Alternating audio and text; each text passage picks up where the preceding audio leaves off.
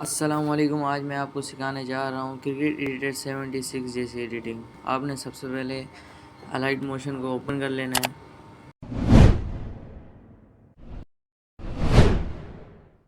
Projects के ऊपर click कर देना है।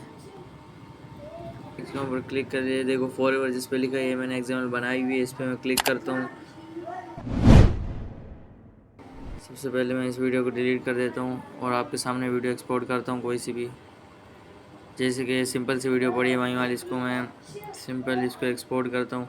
अब देख रहे हो आफ्टर अब बिफोर रिज़ल्ट देखना, देखो आप रिज़ल्ट देख सकते हो आपके सामने। अगर किसी भी भाई को ऐसे एग्जाम्पल चाहिए तो इस वीडियो पे मैं लाइक का एम रखता हूँ 20 लाइक। जैसे ही 20 लाइक होंगे मैं आपको ये एग्जाम्पल प्रोवाइड कर दूंगा। अगर किसी भाई को ये एग्जाम्पल फाइल फ़ौरन चाहिए तो स्क्रीन पर ये नंबर शो हो रहा है, इस पर व्हाट्सअप कीजिए और आपको ये मैं प्रोवाइड कर दूँगा। जी हाँ दोस्तों, ये लेकिन पेड है, मैंने इसकी कीमत सिर्फ 50 रुपये रखी है। अगर आप क्रिकेट एडिटर 76 से लेंगे तो आपसे इसके 500 रुपये चार्ज लेगा।